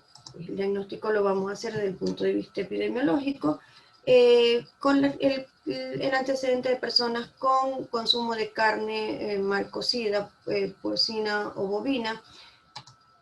Desde el punto de vista clínico, el prurito anal puede orientarnos, pero no es nada específico. Podemos observar macroscópicamente los proglótides que se van a mover en la materia fecal o en la ropa interior. Al eliminarse pueden quedar en ella y podemos observarlos. Como métodos auxiliares vamos a tener para la teniasis el examen parasitológico seriado y el test de Graham, donde vamos a observar los huevos y los proglótides. Y en cuanto a la parte de diagnóstico para cisticercosis, vamos a tener estudios de imágenes como son la tomografía cerebral y la resonancia magnética nuclear, estudios serológicos, y en algunos tejidos se puede llegar al diagnóstico a través de una biopsia. ¿Qué tratamiento le vamos a dar a este tipo de parasitosis? En las teniasis vamos a darle tratamiento de elección el praziquantel, adultos y niños 10 miligramos por kilo por día. Otros tratamientos que podemos utilizar tenemos la nitazoxanida, el albendazol, la niclosamida y la paramomicina. ¿Qué tratamiento vamos a darle a los pacientes infectados con cisticercosis? El praziquantel es el fármaco de elección, pero no es un tratamiento que vamos a hacer así a la ligera. Debe ser evaluado por los especialistas que correspondan de acuerdo a al órgano que esté afectado y de acuerdo a la complejidad que tenga el paciente. También va a depender de la localización, del número y el tamaño que tengan esos cisticercos, en qué estadio esté la enfermedad y qué manifestaciones clínicas tenga ese paciente. Ok. Con eso ya hicimos un leve recorrido de todo lo que es las parasitosis en cuanto a los protozoarios y las helmintiasis en la Argentina. Ahora, ¿cómo podemos prevenir o cómo podemos ayudar a prevenir esas parasitosis? Promoviendo el consumo de agua hervida y el control de los alimentos crudos durante las epidemias o en las regiones que son endémicas de esas parasitosis, con una adecuada eliminación de excretas y con el lavado de manos después de ir al baño o antes de la manipulación de alimentos, con una buena educación para la salud en cuanto a los hábitos de higiene, manejo higiénico de los alimentos, tratar a los portadores identificados en las enfermedades que así corresponda, evitar caminar descalzo sobre la tierra, ya que vimos que hay algunas parasitosis que pueden controlarse al estar calzados y evitar que esas larvas puedan penetrar la piel. Evitar la geofagia, porque ya estaríamos controlando gran parte de todo lo que es el ciclo de la geohelmintiasis, o por lo menos previendo no consumir ese tipo de huevos que están en la tierra. También podemos prevenir dando tratamientos masivos para los geohelmintos, que son los que están en la tierra. La Organización Mundial de la Salud propone que se le debe dar, sin hacer ningún tipo de examen diagnóstico, tratamiento a las personas para tratar de controlar un poco la transmisión. ¿Y a quién se le iría a dar? A aquellas comunidades que tengan un porcentaje de infestación mayor al 50%. ¿Para qué se le da el tratamiento? No se le da el tratamiento con el fin de que se vaya a curar a esa persona. No, el tratamiento se da con el fin de que se vaya a ir descontaminando el ambiente de los huevos y de las larvas, y de esta forma podamos tener un buen control de lo que es todo la geohelmintiasis y por lo tanto controlar la transmisión. ¿Qué tratamiento o qué medicamento vamos a utilizar como tratamiento masivo? El mebendazol. La dosis para adultos y niños mayores de 2 años es 500 miligramos como dosis única, y para niños de 1 a 2 años la mitad, 250 miligramos. Este tratamiento se debe repetir cada 6 meses por un espacio de 2 años, y luego de estos 2 años vamos a dar una sola toma cada año. Y ya para concluir, entonces podemos decir que la prevalencia de las parasitosis en Argentina va a variar de acuerdo a las diferentes zonas geográficas en las que nos encontremos. Que las parasitosis más frecuentes en Argentina son la yardiasis y las caridiasis, una de los protozoarios y otra de los helmintos. La mayoría está asociada a bajo nivel socioeconómico y cultural. Que la educación al núcleo familiar en los centros de atención primaria en salud es una herramienta de suma importancia y que se debe promover con frecuencia. Que es necesario mejorar las condiciones del hábitat y salubridad en las poblaciones de mayor riesgo, en las poblaciones más pobres, más alejadas, que tienen tantas carencias, y que la prevención es nuestra mejor estrategia y por lo tanto es lo que debemos promocionar. Bueno, por su atención, muchas gracias. De verdad que un poco extensa la charla, pero tratamos de hacer un resumen y dejar un material que pueda pues quedarle con acceso a cada uno de los que lo quieran tener para... ¿Disculpen? Yo creo que activaron un micrófono. Ah, ok. Como para que quede el material de apoyo y sirva sobre todo para todos los que ejercen atención primaria en salud. Excelente, doctor Jesús, y excelente, doctora Raiza. ¿Cómo está, mucho? Mi nombre es el doctor Miguel Mendoza, también parte de asamblear académico de la Junta Directiva. Desde ya darle las gracias por dedicarnos su tiempo a los dos y dedicarle a este proyecto de charlas educativas que llevamos desde Asomebinar Académicos. Un saludo también a la doctora Marian Rubio. Y bueno, bastante interesante esta charla, ya que nos hace un recuento y un repaso por aquellos años cuando estábamos por microbiología.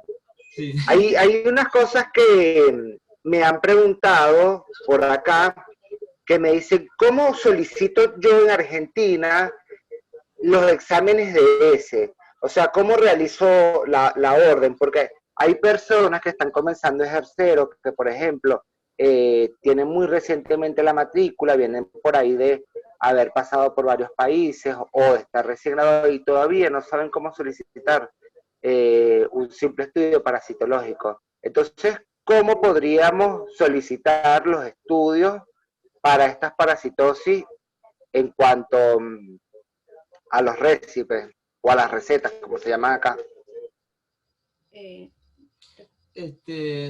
En realidad, para pedir un examen de ese se debería colocar examen parasitológico seriado de materia fecal o de ese, o examen de ese al fresco, de acuerdo al que se quiera pedir. La mayoría de los parásitos, como pudieron ver, el de elección es el seriado ADS, pero no quiere decir que el DS al fresco no funcione, solamente es que en este seriado hay mayor probabilidad de que podamos captar al parásito, ya que se toman diferentes muestras, y cuando hacemos examen de DS al fresco es una sola muestra, y si ahí no estaba el parásito, podemos dar por hecho de que la persona no tiene la enfermedad, entonces por ahí se nos podría escapar por esa parte. La elección Perfecto. sería un seriado. Perfecto. Técnica de recolección de muestra de ese, doctor.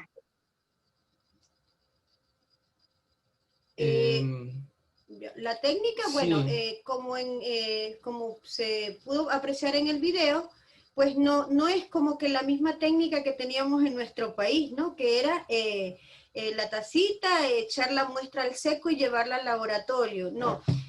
Acá la muestra se debe hacer como se mostró en el video, aunque vaya a ser una sola muestra, un solo día, o sea, un examen coproparasitológico único, se debe echar tiene como un medio de cultivo donde se va a echar la muestra de heces, se va a batir y se va a llevar al laboratorio. O sea, para hacer un examen de heces no es que llevas la muestra al laboratorio y ya. No, tienes que ir al laboratorio para que el laboratorio te dé el medio, para que lo puedas colocar en ese medio que ellos te van a dar y luego devolverte al laboratorio con la muestra. Ok, perfecto. Sí, bueno, también con respecto a mi experiencia en cuanto al ejercicio acá en Argentina, es la siguiente. Del que estamos hablando es el test de Graham, o de Graham, algo así, que es un test específico para oxuriasis, ¿ok?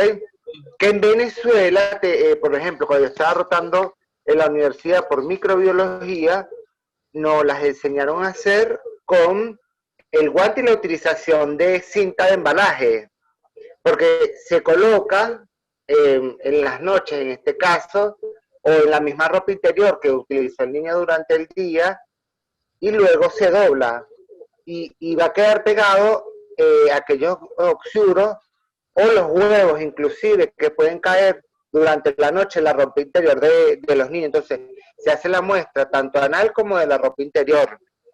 Lo otro es que sí, las muestras de ese por lo general tenemos la tendencia a creer que hay que llevarla en la mañana al laboratorio como si fuese una muestra de orina. Entonces, lo otro y que acá, en Argentina, no tenemos esa disposición de horarios de recepción de muestras como era en Venezuela, que muchas veces no te ponían restricciones horarias, y acá sí las tienes. Por ejemplo, hay muchos lugares dentro de la provincia de Buenos Aires que si tú llevas un examen después del mediodía, te piden que la repitas y no te la reciben. ¿Por qué hecho? Porque a veces en los pueblitos en donde estamos en la provincia, simplemente son receptáculos y ellos luego preparan y fijan las muestras y las llevan a laboratorios en las ciudades más cercanas en donde se procesan. Entonces lo que se le puede explicar a las personas que están en lugares aislado o de características más rurales, es que si va a hacer un examen seriado de ese, puede comprar los recolectores en la farmacia o ir al laboratorio donde va a mandar a hacer el examen, y posteriormente, cada vez que tenga la muestra, si por ejemplo la persona tiene el hábito de hacerlo durante la noche, o de ir al baño durante la noche, colocarla en el envase y puede guardarla en el congelador. Lo cual, si es para parásitos, no va a afectar la muestra. Con respecto a otro dato que me dijeron por acá, yo creo que hoy en día, a través de los métodos diagnósticos, las parasitosis se han ido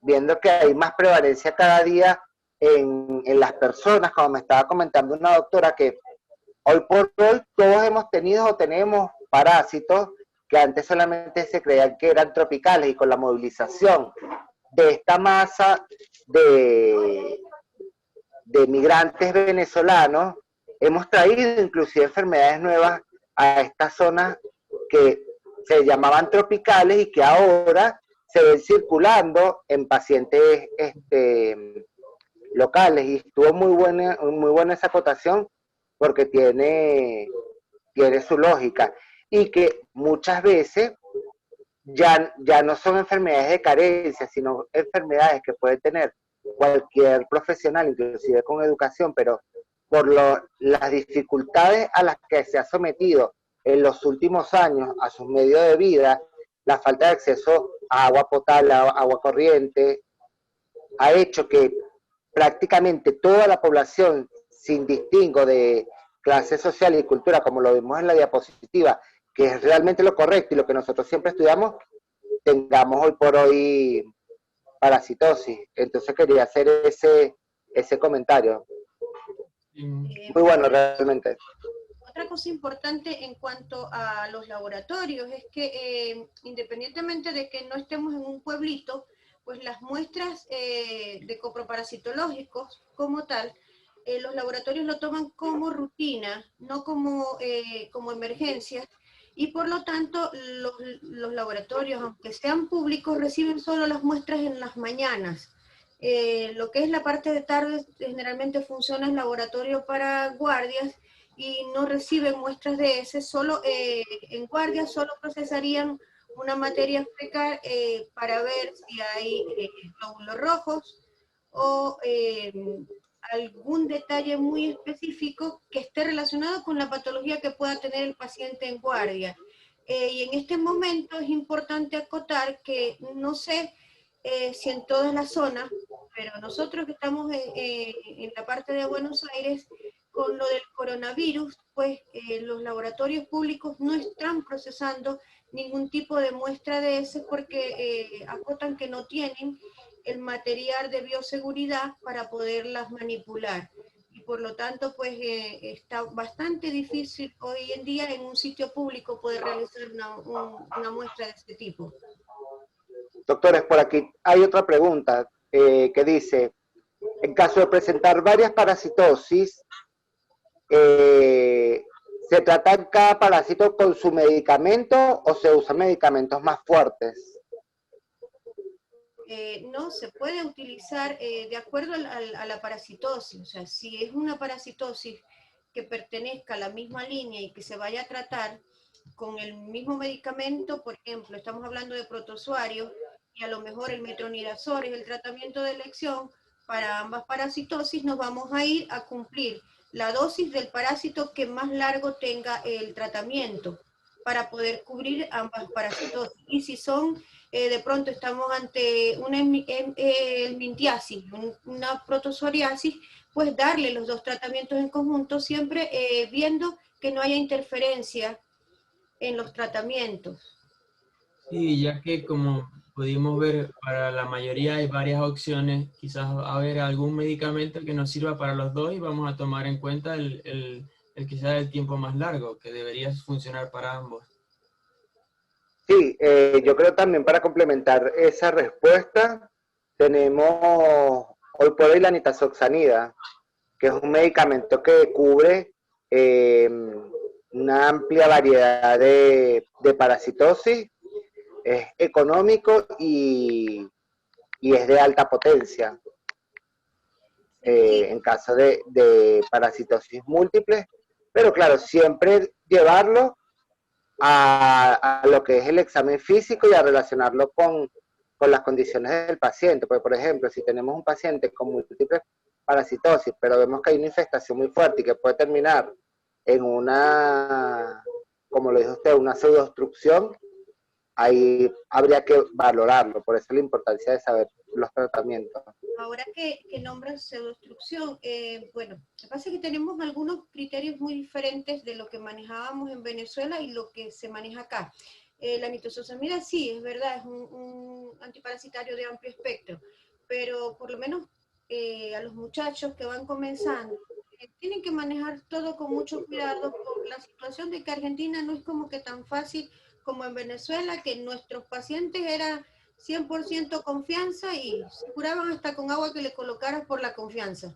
El argentino es un poco delicado y los tratamientos en la Argentina pues tienden a que se basen en lo que está refiriendo al país. Por eso nos basamos más que todo en los lineamientos de nación en relación a las primeras elecciones. De pronto no es lo que nosotros utilizaríamos para tratarlos, pero es lo que ellos utilizan. En cuanto a la pseudoobstrucción, yo veo, no es lo que manejábamos en Venezuela, mebendazol yo jamás le hubiese colocado unas cariasis, en realidad.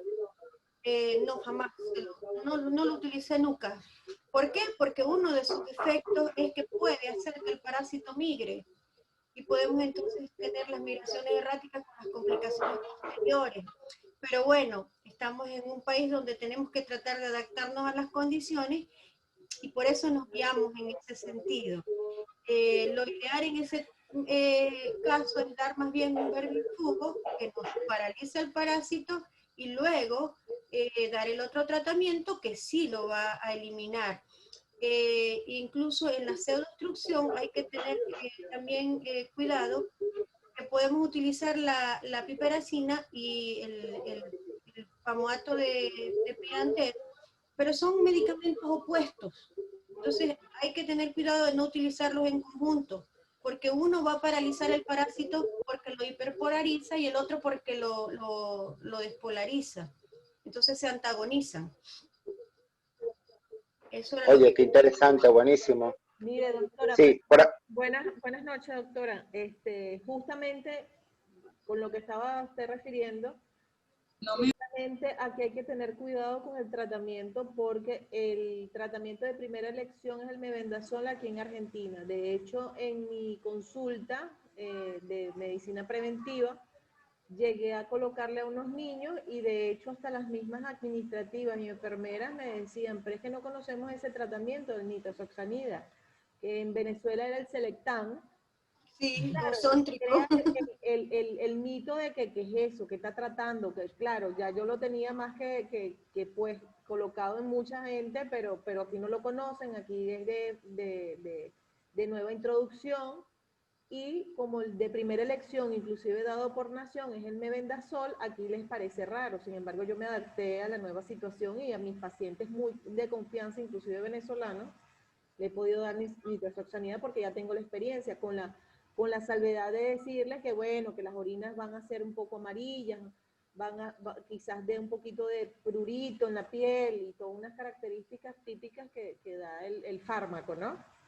Pero sí hay que tener cuidado, pues estamos en un país que para nosotros no tienen de repente, no es de primera elección o no es de la elección común, porque el mebendazol se da de distribución gratuita en las salitas de distribución gratuita del mebendazol. Entonces, y de hecho está escrito en cualquier red que tú lo buscas de primera elección, entonces ellos ya están entrenados de que ese es. Quería comentar eso, no sé si se escuchó. Y, no, y otra cosa que hay que tener en cuenta es, bueno, vuelvo a recalcar, no estamos en nuestro país donde el paciente era toda confianza con el médico y el médico, pues, mala la comparación, pero nos comparaban como con santos, con Dios, pues, porque colocaban toda su esperanza en nosotros y por eso se curaban también, ¿no? Acá no es tan así la cosa y el paciente es un poco delicado, entonces sí, la nitazoxamida es mejor antiparasitario y todos lo sabemos. Pero ¿qué pasa? Se le coloca y por mala suerte a ese paciente le dio alergia porque a lo mejor comió salsa, pero no fue la salsa, fue la nitazoxamida que le dio el doctor porque no le colocó el mebendazol. Entonces hay que ser muy cuidadosos. Por eso me refería a los muchachos, pues como que tratemos de adaptarnos aparentemente y gracias a Dios y bien para los inocentes, pues como que no hay mucha migración con el mebendazol, pero bueno, en Venezuela sí había bastante y por eso éramos muy cuidadosos al utilizar el mebendazol en ascaridiasis. Doctora, tiene una Sí. pregunta en el chat donde habla que si igual que en Venezuela, las migraciones erráticas en niños se hospitalizan. O sea, Se deberían hospitalizar, o sea, los tratamientos, incluso las complicaciones de la parasitosis deberían manejarse ingresados. En lo particular, no tengo experiencia acá en la Argentina, trabajo en guardias y afortunadamente pues esos casos poco llegan a las guardias que estamos lejanos, de pronto a Capital pueden llegar mucho, pero no tengo experiencia en ese tipo de pacientes, pero en Venezuela se manejaban de esa forma y acá deberían manejarse ingresados. Pienso que sí lo deben hacer porque son bastante cuidadosos con el manejo de por lo menos en los niños. Pero no tengo experiencia, así que lo que les diga pues estaría siendo falso. No sé si alguien que haya trabajado en Capital, en alguno de los hospitales pediátricos, o es más frecuente en niños que en adultos, que tenga experiencia en ese tipo de manejo, pero lo ideal es eso, que el paciente se maneje. Con todo lo que sea complicación, se debe manejar ingresado. Bueno, excelente. Y así la tenemos como un caso para después volvernos a ver próximamente en otra charla corta para complementar. Es bastante interesante. Yo por lo menos tampoco tengo la experiencia con respecto a esos casos. Sí, nuestra preocupación era, la charla es bastante, Sí, bastante muy larga porque extensa. eran muchos Yo parásitos. decía, vamos a terminar en la charla nosotros, y bueno, ahora están ustedes dos, decía, y Marian, porque bueno, es la que tiene la conexión, pero si no, con lo larga que se nos van a salir todos los participantes. para Pero que bueno. vea, doctora, que llegamos a 36 usuarios. Y eso es, ¡Ay, qué Qué bueno! bueno. y eso es bastante para una charla de parasitosis. Sí. Claro, y también hay algo que cabe recalcar, que estas son charlas que posteriormente son subidas a Somevenar Académico y cumplen con un proyecto que estamos dejando constancia de que nosotros como Migración Organizada estamos haciendo todo lo posible para mantener la educación médica continua y dándole las herramientas a todo el mundo para que los que están trabajando y no pudieron entrar el día de hoy puedan entrar posteriormente y verlo desde el canal. Es un trabajo realmente de hormiguitas porque es un trabajo de todos, ya que ustedes prestan su tiempo para preparar la clase y sentarse aquí frente a nosotros y también que tú ves cómo la gente, pues, a medida que va viendo los videos del canal de YouTube, te escribe por el agradecimiento y manda muchas veces saludos a los ponentes. Entonces, es una información que sí llega, doctora y doctor, y realmente, bueno, agradecidos por eso. No, de verdad que, Sí, bueno, no.